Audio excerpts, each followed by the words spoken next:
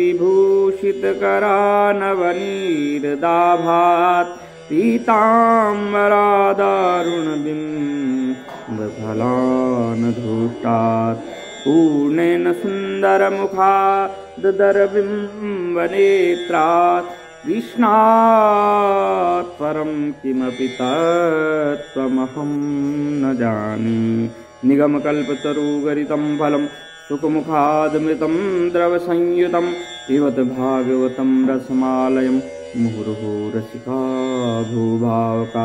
कंठे यस्य विराजते हि गरलं गंगाजले मस्तके वामांगे गिरिराजराजतनया जाया भवानी स्थिता। नंदीस्कंदगणनाथ रुद्रसहिता श्रीतुंगनाथ प्रभु केदारांचल संस्थितो हि सततं कुर्यात् सदा मंगलम। बोलो भवानी शंकर कैलाशपति महादेव की जय। बोलो राधा कृष्ण बांके बिहारी लाल की जय। बोलो भगवती जगदम्बा मैया की जय। बोलो कार्तिक महात्म्य की जय। बोलो गंगा मैया की जय। कल हमने कथा सुनी है कि जलंधर जो है भगवान शंकर से युद्ध कर रहा है, घोर युद्ध कर रहा है। जब वह समझ रहा है कि मैं जो है युद्ध जीतने में असमर्थ हूँ, तब जो है वो छद्म युद्ध पे आ जाता है। तब वह जो है छद्म युद्ध पे आ जाता है, छल करता है और माया रूप धारण करके जो है जाता है। इसलिए माता पार्वती जो है भगवान विष्णु का आह्वान करती है और विष्णु को कहती है कि हे नारायण, इसने जो है छद्म रूप धारण करके मुझे छलने का प्रयत्न किया है। तब नारायण समझ जाते हैं कि हे देवी पार्वती, जो है जलंधर का मुक्ति का साधन यह छल ही है। अब जो है इसी छल के द्वारा जो है जलंधर जो है मुक्त होगा। इस प्रकार जो है नारायण जो है जलंधर का वेश धारण करके जो है वृंदा के पास जाते हैं, वृंदा के साथ रमण करते हैं। जब वृंदा देखती है, जब वृंदा को पता लगता है यह तो जो है जलंधर नहीं है, यह तो स्वयं नारायण है, तब वह जो है कहती है, क्रोधित होती है और शाप देती है कि निश्चय ही वह कपटी मुनि तुम ही थे जो मुनि का भेष धारण करके वृंदा के पास गए थे कि तुम्हारा पति मर गया है और मैं पुनः जीवित कर सकता हूँ। तुम ही वो मुनि हो, तुमने जो 2 राक्षस कपट से बनाए थे, कालांतर में वही तुम्हारी स्त्री का हरण करेंगे। जो तुमने जो है 2 राक्षस बनाए थे, कालांतर जो समय आएगा उसमें वही राक्षस तुम्हारी स्त्री का हरण करेंगे। जो तुम्हारा शिष्य था वह बंदर रूप धारण करके तुम्हारी सहायता करेगा। फिर कहा कि तुम शिला रूप हो जाओगे। और इतने में जो है क्रोधित जो है वृंदा ने कहा कि जो है जब तक तुम पत्थर नहीं बने तब तक मुझे शांति नहीं मिलेगी। इसलिए आखिर में वो शाप भी दे दिया कि तुम शिला बन जाओ, पत्थर बन जाओ। नारद जी कहने लगे कि हे राजा पृथु, भगवान विष्णु ने देवताओं तथा अपने भक्तों के कार्य के लिए पतिव्रता वृंदा का यद्यपि पतिव्रत्य हरण किया, परंतु वे मन ही मन अत्यंत दुखी हुए और बोले कि हे वृंदे, मैं तुम्हारे शाप को ग्रहण करता हूं, अतः मैं अवश्य शिलारूप हो जाऊंगा। परंतु तुम भी वृक्ष रूप होकर के मुझे मिलोगी। उसी समय वृंदा अपने पति के चरणों का ध्यान करके विष्णु के मना करने पर भी अग्नि में प्रविष्ट हो गई और विष्णु वृंदा का स्मरण करके उसकी चिता भस्म में लौटने लगे। वृंदा जो है अग्नि को समर्पित, अपना शरीर अग्नि को समर्पित करके राख बन गई और नारायण जो है उस राख को जो है अपने शरीर पर लगाते रहे। नारद जी कहते हैं, हे राजा पृथु, इधर युद्ध में जलंधर दैत्य ने शिव जी को अति बलवान समझ करके राक्षसी माया से पार्वती बनाई और उन्हें मारने लगा।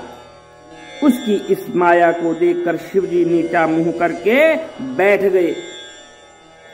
शिव जी जो है माया से मोहित हो गए, अर्थात भ्रमित हो गए और बैठ गए और देखने लगे। तभी अच्छा अवसर देखकर जलंधर ने अनेक बाण भगवान शिव को मारे।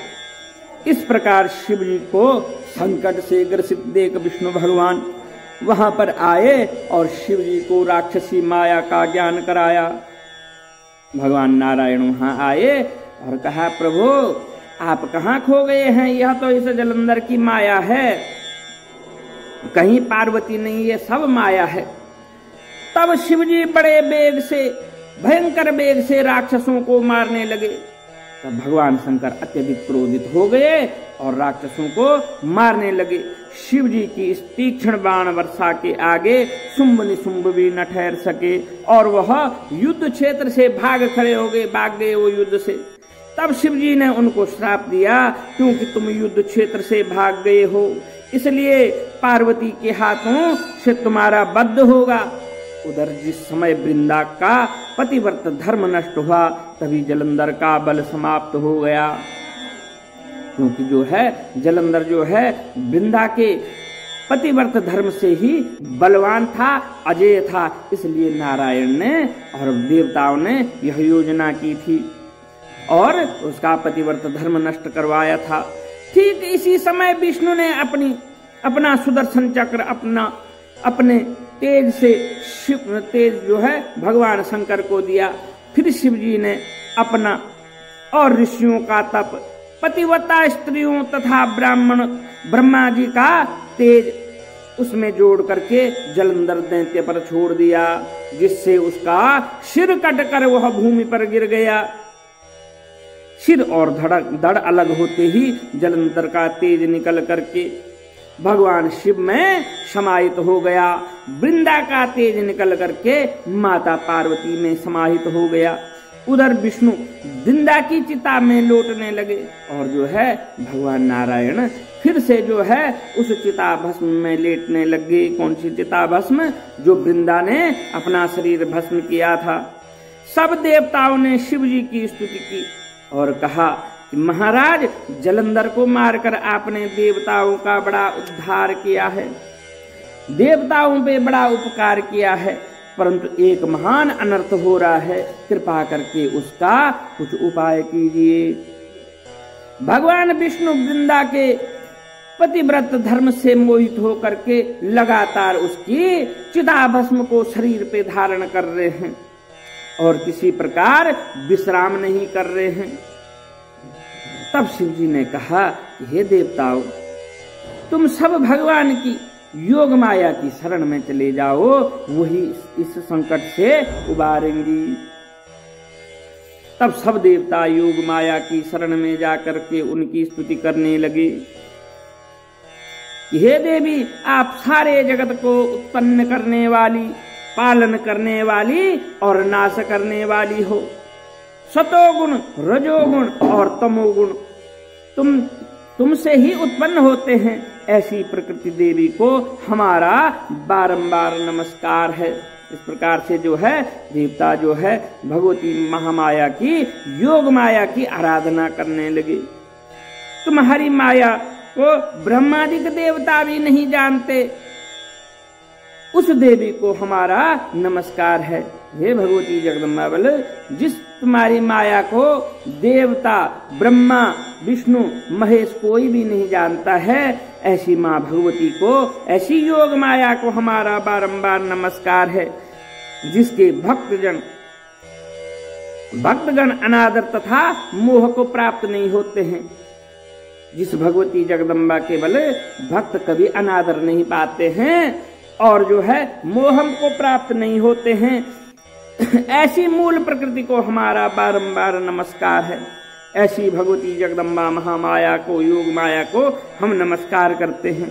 उस समय देवताओं ने एक तेज देखा, आकाशवाणी सुनी कि गौरी, लक्ष्मी, सरस्वती, रजोगुण, सतोगुण, तमोगुण रूप में मैं ही हूँ, वही तीन हूँ तुम्हारा कार्य सिद्ध करेंगी। उन देवियों की तुम आराधना करो। फिर उन तीनों देवियों ने प्रकट होकर 3 बीज दिए और कहा कि इन तीनों बीजों को जहां पर विष्णु हैं जा करके बो दो, अपना कार्य सिद्ध करो। देवताओं ने तीनों बीज ले जाकर वहां पर वृंदा की चिता पर जहां भगवान विष्णु लौट रहे थे जाकर बो दिए। उन तीनों बीजों से 3 वृक्ष उत्पन्न हुए। रजोगुण सरस्वती से आंवला, तमोगुण गौरी से तुलसा और सतोगुण लक्ष्मी से मालती हुई। श्री लक्ष्मी जी ने अपना भी ईर्ष्या युक्त होकर दिया था, इसलिए मालती भगवान की पूजा से निंदित हो गई। आंवला तथा तुलसी भगवान को अति प्रिय हुई। इस प्रकार वृंदा ने वृक्ष रूप होकर भगवान शालिग्राम का संयोग किया। इसी कारण कार्तिक के उद्यापन में भगवान की पूजा तुलसी के मूल में होती है। नारद जी कहते हैं कि हे राजा पृथु, जिस घर में तुलसी का वृक्ष होता है उसमें यमदूत कभी नहीं आते हैं। अर्थात हर घर में तुलसी का पौधा होना चाहिए। इसलिए जो तुलसी का वृक्ष घर में लगाते हैं वो कभी यमपुरी का दर्शन नहीं करते हैं। जो अपने घर में तुलसी का पौधा लगाते हैं, उसको जो है पालते हैं, उसका पूजन करते हैं, वह कभी यमपुरी को नहीं जाता। उसको यमपुरी जाने का कोई भय नहीं रहता है। नर्मदा तथा गंगा का जल और तुलसी का पूजन, यह तीनों कार्य बराबर हैं। चाहे मनुष्य कितना ही पापी क्यों न हो, परंतु मृत्यु के समय जिसके प्राण तुलसी मंजरी सहित निकल जाते हैं, वह पापों से मुक्त होकर के भगवान के बैकुंठ धाम को प्राप्त हो जाता है।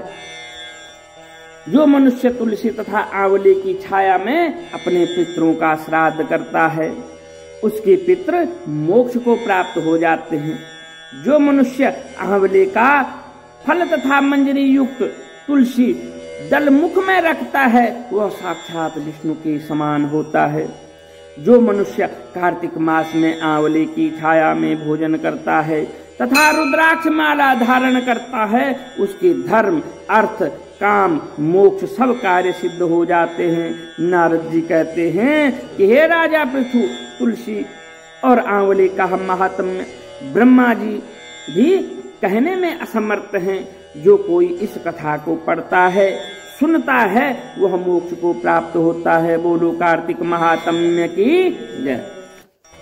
कमल नेत्र कटि पीताम्बर अधर मुरली गिरधरम मुकुट कुंडल कर लकुटिया सांवरे राधेवरम फूल जमुना धेनु आगे सकल गोपियन मनहरम पीत वस्त्र गरुड़ वाहन चरण सुख नित सागरम करत केल कलोल निसदिन कुंज भवन उजागरम।